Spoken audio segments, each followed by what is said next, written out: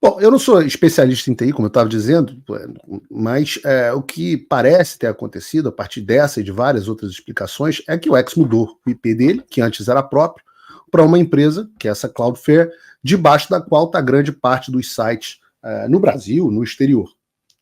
Né? Portanto, você poderia bloquear o Cloudflare, mas isso geraria um impacto enorme, que ia derrubar vários sites, sites de banco, etc., inclusive sites do próprio governo brasileiro. Isso indicaria que o Alexandre talvez fosse ter uma dificuldade maior em realizar o bloqueio, já que sem a cooperação do Cloudflare, ele não ia nem saber qual IP que o X estaria utilizando. No entanto, não foi isso que aconteceu, porque rapidamente a Cloudflare abaixou a cabeça para o Supremo Tribunal Federal e aceitou isolar o tráfico no X para que a Anatel conseguisse bloquear apenas a rede social sem, em tese, afetar qualquer outro site. E isso veio, inclusive a decisão do Alexandre de Moraes já vazou, isso veio depois de uma decisão do próprio Alexandre, onde ele determinou que a Anatel adotasse imediatamente todas as providências necessárias para a concretização e manutenção da suspensão do funcionamento do X em todo o território nacional, determinado pela primeira turma do Supremo Tribunal Federal. Aliás, anote aí a importância dele ter jogado o banimento do X para apreciação colegiada, já que agora ele fala não que foi ele quem determinou, mas sim a primeira turma do STF, inclusive suspendendo a utilização dos seus novos acessos pelos servidores CDN Cloudflare, Fastly, Edge Uno, em 24 horas. E não acabou por aí. Né? Antes de eu passar para esse próximo ponto, eu quero chamar a atenção para um ponto central que eu sempre falo aqui. Né? A ditadura, ela não acontece só com a vontade de um indivíduo, mas ela precisa da cooperação de diversos indivíduos da sociedade nos mais variados setores. Quando você for imaginar que um provedor de internet, né, seria responsável pela manutenção da ditadura? Eu ontem, por exemplo, conversei com um dono de um provedor substancialmente grande, dos vários que eu conversei, e ele disse que o provedor dele, não estava cumprindo a ordem, que ele tinha respondido à Anatel que as condições legais não tinham sido atendidas na ordem da Anatel, e ele estava operando e não ia bloquear o X, e estava lá recorrendo.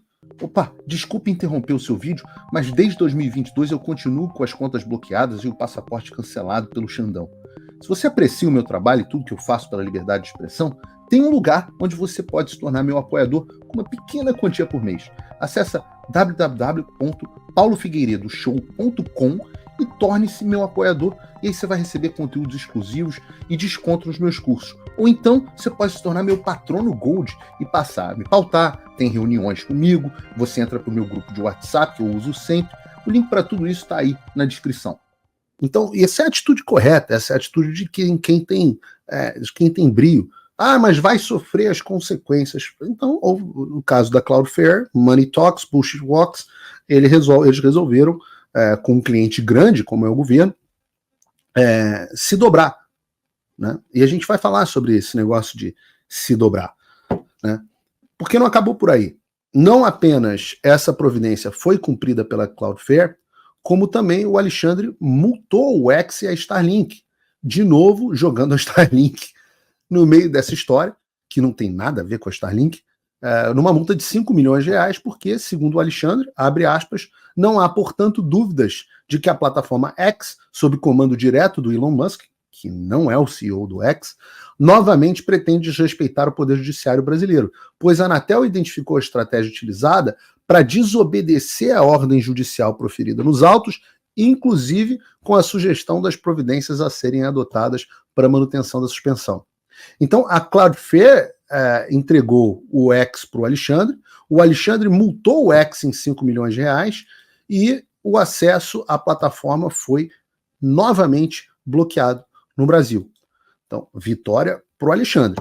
Somado a isso, a gente teve também uma declaração que já ontem levantou uma preocupação extrema por parte da parte de perfil de assuntos governamentais globais do X, que é o perfil oficial deles no mundo. Então, diz o seguinte, quando o X foi desligado no Brasil, nossa infraestrutura para fornecer serviço para a América Latina não estava mais acessível para a nossa equipe. Para continuar fornecendo o serviço ideal para os nossos usuários, mudamos de operadora de rede. Então, isso meio que morre a história do Texas, de que foi porque mudaram de São Francisco para o Texas. E eu adoro quando aparecem especialistas do Twitter que dão informações categóricas, né? Apuração, que é bom, ninguém gosta de fazer. Mas diz aqui, essa mudança resultou em uma restauração inadvertida e temporária dos serviços para usuários do Brasil. Sabemos se isso é verdade? Não parece. Não parece. Parece ser um caô, um somebody love, um migué. Mas essa é a versão oficial no perfil do X. Então diz assim, embora esperemos que a plataforma fique inacessível novamente em breve, e ficou, continuaremos os esforços, essa parte aqui foi preocupante, continuaremos os esforços para trabalhar com o governo brasileiro para que ela retorne o mais breve possível para o povo brasileiro. Essa parte final é muito preocupante. Continuar esforços para trabalhar com o governo brasileiro para que ela retorne o mais breve possível para o povo brasileiro? Das duas, uma. Ou isso também é um migué gigantesco para falar que o X está tentando colaborar, ou, de fato, o X está tentando colaborar.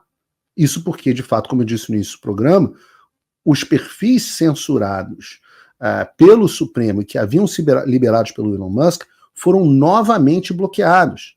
Novamente bloqueados. Isso inclui, no caso dos meus perfis novos que nunca haviam sido ainda bloqueados.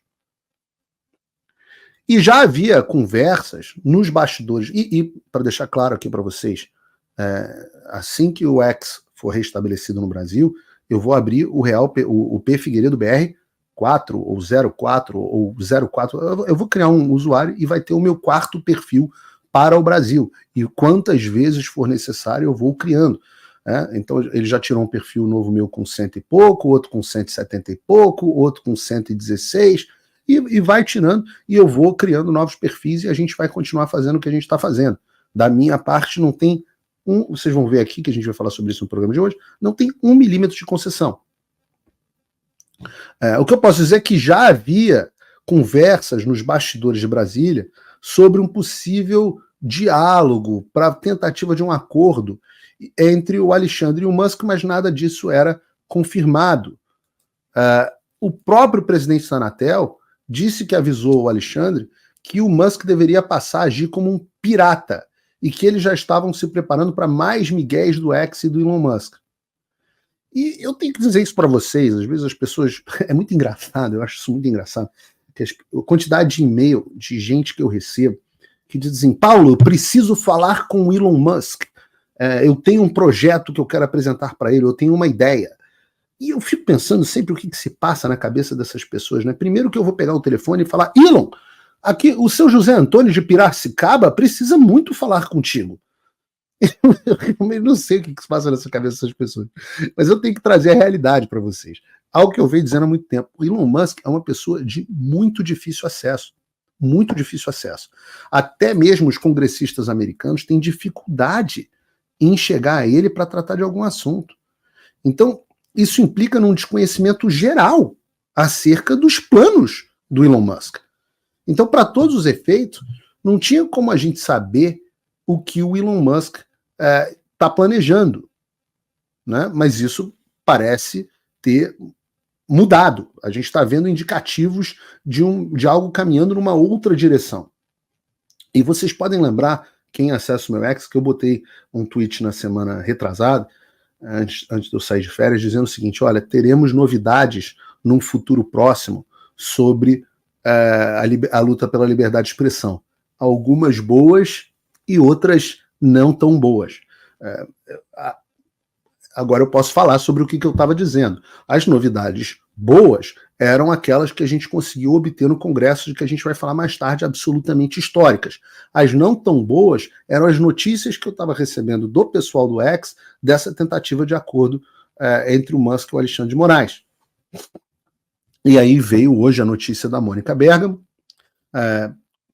que diz o seguinte: X suspende contas no Brasil de Alan dos Santos, Paulo Figueiredo e Marcos Duval.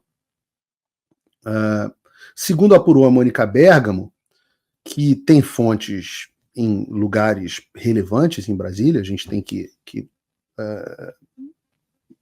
dar isso a ela, né? Às vezes nem sempre são precisas, mas a gente tem que reconhecer que a Mônica Bergamo tem fontes relevantes. A suspensão do meu perfil, do Alan, do Monark, do Constantino, acho que da Ludmilla também foi, do Marcos Duval, etc., foi entendida, diz a reportagem dela, foi entendida no STF como um sinal de que o bilionário finalmente pode estar revendo a decisão de descumprir as ordens judiciais no Brasil. Nessa semana, o X também pagou 18 milhões de reais em multas impostas ao Supremo. Será que a oposição do Elon Musk está mudando? Infelizmente, eu digo para vocês que parece que sim. E nós tivemos essa publicação no Space Liberdade, onde os advogados do X teriam informado, se eu não me engano, a CNN Brasil, de que a rede vai sim voltar a cumprir as ordens do Alexandre de Moraes para voltar no Brasil. E essa teria sido a origem dos bloqueios das minhas contas, do Alan, etc.